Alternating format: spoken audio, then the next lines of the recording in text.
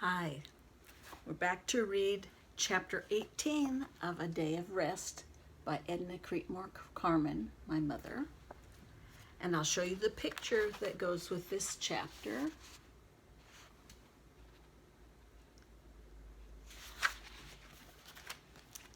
Chapter 18. Aunt Mary stood wearily watching Doug's back disappear into the stakes for the climbing beans before she turned to Susan. She would have to do something about that girl.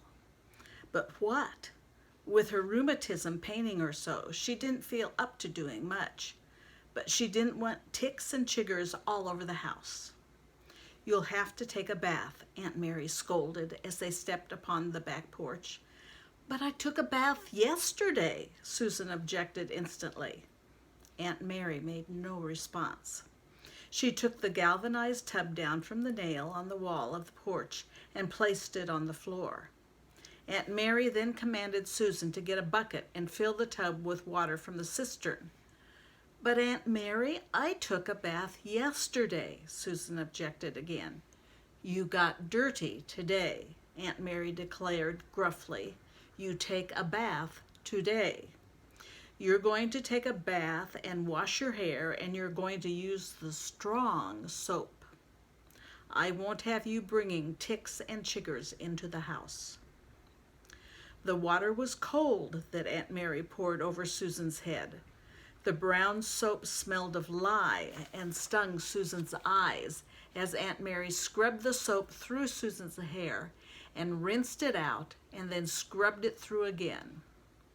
Satisfied that any ticks in the hair would have dropped off by then, Aunt Mary commanded Susan to get in the tub. Ignoring Susan's complaint that the strong soap burned the scratches on her legs, Aunt Mary compelled Susan to soap herself twice before rinsing and drying off.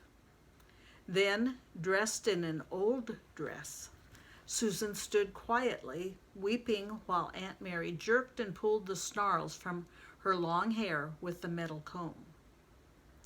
"I would not have let you go," Aunt Mary scolded, "if I had realized that I could not depend upon you. You promised to come straight home, and you promised to keep that dress clean. Bert wanted to come through the woods. I guess you're going to say that Bert pulled your bonnet off, and your shoes off, and your stockings off." "No," Susan said weakly. "And your ribbons. The bushes pulled them off." "Where are the ribbons?" "I don't know," Susan whimpered. "Well, you won't get any more. And what's more, if that dress is torn, you will wear it to school patched." "It's not torn, Aunt Mary." "It'd better not be," Aunt Mary said grimly. "Now you sit here and let your hair dry while I see about getting the milk things ready." Susan sat down dejectedly on the side of the porch. As the shadows grew darker, a mourning dove began its lonely lament. The mournful cry expressed Susan's mood. She was tired from all that walking. Her feet hurt from scrambling up the mountain. Her legs hurt from briars ripping through her tender skin. Her head itched from the strong soap. And most of all, she was hungry. She'd have to wait for supper, though. Aunt Mary was in the kitchen pulling the pot of beans back off the stove. The stove had cooled down since she started supper, so she lifted a lid on the cast iron stove and put in a few lumps of coal. She got the dish pans down off the nails behind the stove and set them on the stove.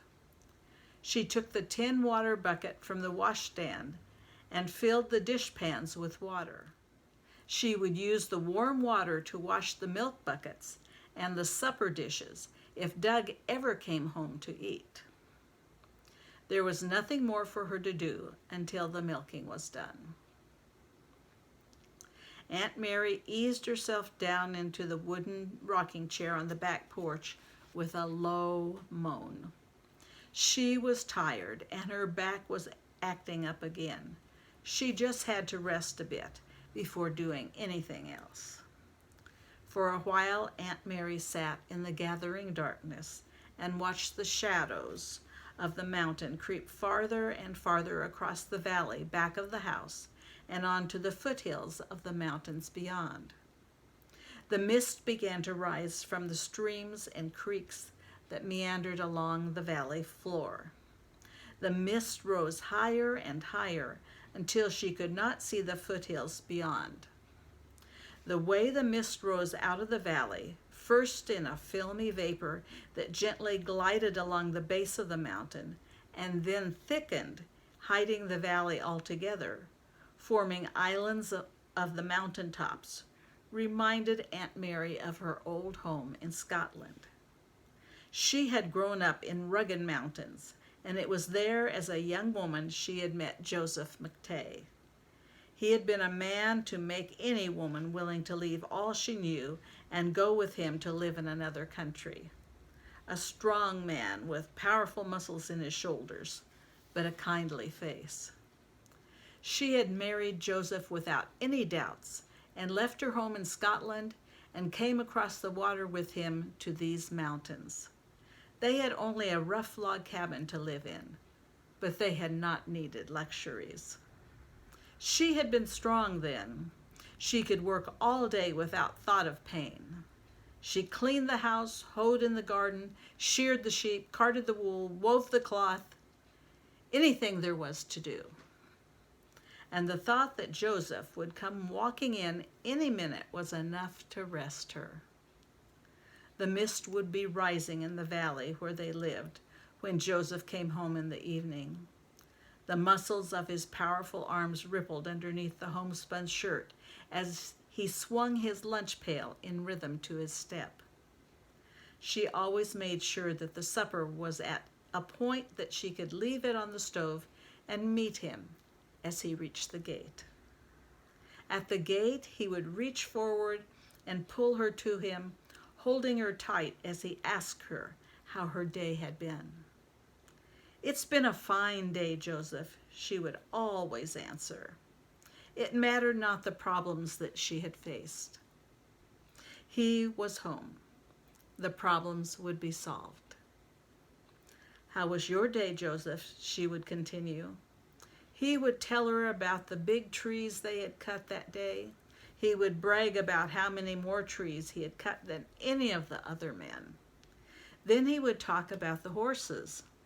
How big the horses were that he worked with, how strong the horses were that pulled the logs from the top of the mountain down to the logging road. Later, after the children came, they would run out to meet him. Still he would ask as he picked up the children, the youngest on his shoulders, the other two in his arms, and pack them up to the porch. "How was your day, Mary?" "It's been a fine day," still was her answer. Now Joseph was gone, and the children were with him. Only the grandchildren and their children remained. But she could still see Joseph as he had looked then, holding out his strong arms, waiting for her to come. He was waiting, she knew. She could feel him near her, holding out his arms. She could see him in the misty shadows, waiting. "I'm coming, Joseph. I'm coming. Just wait," Aunt Mary whispered softly to the waiting man. Joseph nodded his head in return, his twinkling brown eyes smiling at her underneath that shock of red hair that always fell over his forehead. Aunt Mary leaned back in her chair and gently rocked back and forth. As Aunt Mary sat on the back porch and rocked back and forth, Margaret Weaver was milking her cow. She kept expecting Jim to show up with a tale of how he had to help Bert get a cow out of a ditch or rescue Susan from a bear or some other improbable tale that would turn out to be true. With the milking done, Margaret turned the cow out into the pasture. She didn't have enough hay to be giving a cow hay in the summertime when she could crop her own. Margaret started to the house with the milk. As she walked up to the porch, she heard a cow bawling across at the McTays. In the house, Margaret strained the milk and washed the bucket and container. But before starting supper, she walked out to the front porch and listened. The cow was still bawling. "Isn't that Old Red bawling?" she asked Cal. "Yeah, that's Old Red. I'd know her anywhere." "I wonder why Doug hasn't milked her yet." "He wasn't there. He drove off down the road quite a while ago. But I guess Old Red is going to get milked soon, because there goes Susan and Aunt Mary to the barn with the milk buckets." "Aunt Mary's too old to be doing the milking," Margaret said doubtfully, "and Susan's too young." "Maybe Bert is at the barn, and he will be doing the milking." No, Cal. Bert went with Jim, and Jim isn't home yet. There's something wrong. Aunt Mary has been feeling bad all day. She wouldn't be going to the barn unless there's trouble. I'm going over there to help. You come too." Susan followed silently behind as Aunt Mary headed for the barn. Old Red's calf was bawling in the pasture back of the barn. Old Red was bawling in the lane that ran up to the barn from the forest. The other cows in the lane joined in the noise. They were trying to let everybody know it was way past milking time. When Aunt Mary reached the gate leading into the barnyard, she tried to lift the bar, but Susan stepped forward and held the bar down. "Aunt Mary, Dad said you weren't to do the milking," she scolded. "He said it's too much for you." "The cows must be milked," Aunt Mary said stubbornly, as she pushed Susan to the side. "The cows will be milked," Margaret said quietly as she walked up behind the old woman.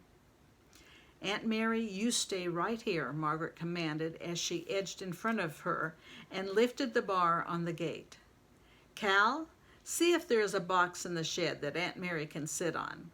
Susan, you usually come to the barn with your dad. You tell me what should be done." But Susan was more interested in telling about how Bert and Jim had been taken by some men down at the mine. It was a garbled story, switching from Jim and Bert to rats, to mines, to men, and to her dad. Margaret understood enough of the story to realize that Jim and Bert were in trouble, but she also understood enough to realize that Doug had gone to rescue them.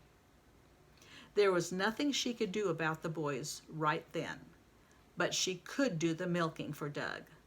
So she told Susan to tell her which of the cows went where. Margaret checked the cow stalls and saw that feed was already in the feed boxes. As Susan directed, Cal opened the gate to the lane and the cows plunged through the yard to their stalls. Margaret began milking Old Red while Cal milked the young heifer. She let Susan turn the calf in while she poured the foam from her bucket into the pan for the cats. When Cal was through milking the young cow, Margaret insisted that he take Aunt Mary back to the house. "Bert always carries 2 buckets of milk when he goes back to the house, and I stay here." Susan was still directing the milking. "Cal will take only 1, Margaret answered. "He needs 1 arm free to help Aunt Mary. I'll bring the other 2 buckets when I come." "And Susan," Margaret continued, "you're tired too. Why don't you go back with Cal? You can tell him how to take care of the milk at the house." For a moment, Margaret stood and watched the others walk slowly up through the orchard. Then she turned back to milk Gertie Guernsey. Alone, she could not keep from worrying about Jim and Bert and Doug. And that's the end of chapter 18. I'll show you that picture again.